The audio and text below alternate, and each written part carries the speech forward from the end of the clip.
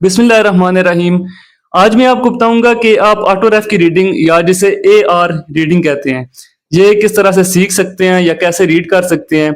अगर आपकी प्रिस्क्रिप्शन है तो आपको कैसे पता चले कि आपका ऑटोरेफ का नंबर क्यों ज़रूरी है। और इसके अलावा के रीडिंग के बारे में भी बताऊंगा कि क्रेटोमीटर रीडिंग या KR रीडिंग या जो कॉर्निया के लिए टेस्ट किया जाता है वो आप किस तरह से रीड कर सकते हैं, क्योंकि देखने में ये काफ़ी कंफ्यूज लगती है, बहुत ज़्यादा इसमें रीडिंग लिखी हुई है तो पेशेंट देखते ही ये परेशान हो जाते हैं। और दूसरा पेशेंट ये समझती हैं कि ये जो नंबर लिखा हुआ है यही हमारी ऐनक का नंबर है या हम ग्लासेस इसी नंबर पे बनवा लें। तो सबसे पहले तो ये बताऊं कि ये जो नंबर होता है ये एक आइडिया होता है या एक एस्टिमेटेड नंबर होता है, यानी अंदाजे के तौर पे मशीन आपका नंबर देती है और ज्यादातर केसेस में मशीन ये नंबर बढ़ा के देती है। अब इसमें SC और A इसका मकसद क्या है? ये लिखा हुआ है राइट आई और ये लेफ्ट आई लिखा हुआ है। इसमें S का मतलब होता है स्फेयर, C का मतलब होता है सिलेंडर और ये इसके एक्सिस होते हैं। स्फेयर और सिलेंडर में क्या फर्क है? तो उसमें ये होता है स्फेयर में अब कि स्फेयर के एक ही सेम नंबर होता है, यानी चारों तरफ से या जितना लेंस गोल है चारों तरफ उसका एक ही सेम पावर होगी, उसकी पावर चेंज नहीं होगी। जैसे ये सिलेंडर है, इसका -0.75 का सिलेंडर है और ये 145 लिखा हुआ है, ये इसके एक्सिस है, लेकिन स्फेयर में इसके एक्सिस नहीं लिखे हुए।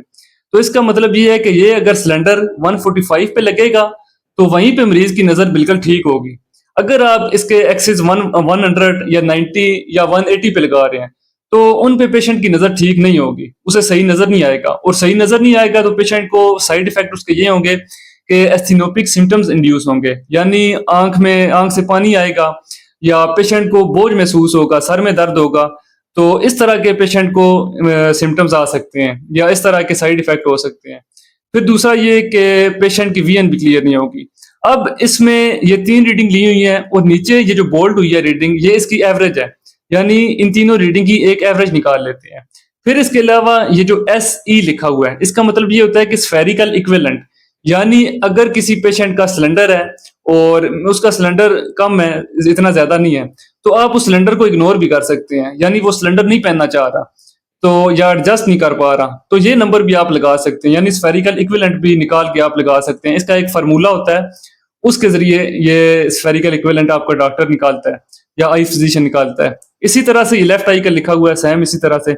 फिर इसमें ये आ जाता है PD जो लिखा हुआ है, इसका मतलब होता है पिपुलरी डिस्टेंस, यानी आपकी जो दोनों आंखों के प्यूपिल हैं उसके दरमियान का जो डिस्टेंस होता है उसे पिपुलरी डिस्टेंस कहते हैं।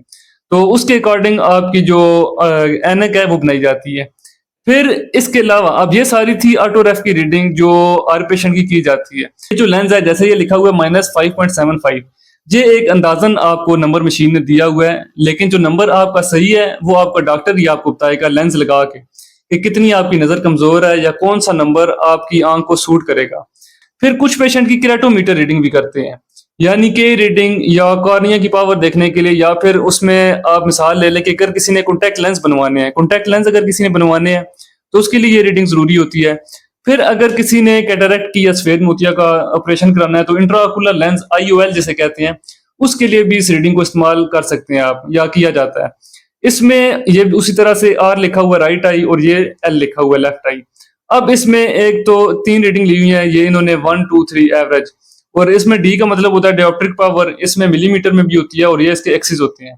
और H का मतलब होता है ओरिजेंटल और V का मतलब होता है वर्टिकल। उसी तरह इसकी एवरेज एक निकाली हुई है। अब ये जो 42.25 लिखा हुआ है डायोप्ट्रिक पावर में, ये वैल्यू होनी चाहिए 41 से 44 के दरमियान, तो वो नॉर्मल होगी। अगर इससे ऊपर नीचे है तो वो एबनॉर्मल में आएगी। अब ये 42.25 है, ये नॉर्मल है। मिलीमीटर में होनी चाहिए 7.80 से, बल्कि 7.70 से लेके 7.9 तक, 7.7 से 7.9 तक ये नॉर्मल में आएगी। और उसी तरह से ये इसके अगर ऊपर नीचे है तो ये केराटोकोनस की अगर नीचे है इसके तो पेशेंट का जो कॉर्निया है वो थिन हो सकता है और केराटोकोनस की उसे इशू हो सकता है। यानी ये केराटोमीटर जो रीडिंग है ये केराटोकोनस के लिए भी जरूरी है। केराटोकोनस में ये होता है कि आपकी आंख जो है वो एक तो थिन हो जाता है, के रीडिंग जो है वो उसमें कम आती है, और दूसरा ये जो नॉर्मल रीडिंग है 41 से 44 तक ये भी सही इस तरह से एवरेज में नहीं आती। और पेशेंट का जो सिलेंडर है वो भी आई होता है, ये जैसे ऊपर सिलेंडर था ना, ये भी पेशेंट का काफी आई नंबर होता है। तो उसमें एक तो थिन हो जाता है कॉर्निया, आपका त्रिकोणी शेप में हो जाता है, पेशेंट को काफी इशू होता है उससे। फिर इसमें ये 3 रीडिंग ली हुई है तो इसका एक एवरेज निकाल लेते हैं। ये इसकी एवरेज जो है ये ऊपर दी हुई है, ये इसकी एवरेज है और ये इसकी 3 रीडिंग इन्होंने ऊपर ही एवरेज दे दी है कि इसकी एवरेज ये बनती है। फिर इसके अलावा इसमें सिलेंडर भी इन्होंने दिया हुआ है, -1 का सिलेंडर जैसे लिखा हुआ है। और इसमें ज्यादा फायदा ये होता है कि ये जो ऑटो रेफ या के रीडिंग है, इसके जो एक्सिस हैं ये एक्यूरेट होते हैं, ये 95% या 90% एक्यूरेट होते हैं। बाकी इसका स्फीयर, सिलेंडर या ये जो इसके के रीडिंग है, ये थोड़ी बहुत ही इसमें एक एस्टिमेटेड होती हैं, ज्यादा क्लियर मतलब 100% आप श्योर नहीं है कि ये जो इसकी रीडिंग दी हुई है ये एक्यूरेट है। तो ये रीडिंग आपका डॉक्टर लेंस वगैरह लगा के फिर देखता है। अब इसमें ये नीचे लेफ्ट आई की भी इसी तरह से सेम दी हुई है जैसे मैंने ऊपर बताया, और नीचे जो लिखा हुआ है KR 8900, ये मशीन का जो मॉडल है वो है। अब इसका ये नाम भी लिखा हुआ है, तो इससे आपने कंफ्यूज नहीं होना। अगर आपका कोई इससे रिलेटेड क्वेश्चन है आप कमेंट सेक्शन में पूछ सकते हैं, और मेरे यूट्यूब चैनल को सब्सक्राइब करें ताकि आपके पास मजीद इस तरह की वीडियोस आती रहें। अगर किसी ने कोई और सवाल वगैरह करना है या कोई और डिजीज के बारे में पढ़ना है या कुछ पूछना है तो वो भी आप कमेंट सेक्शन में पूछ सकते हैं।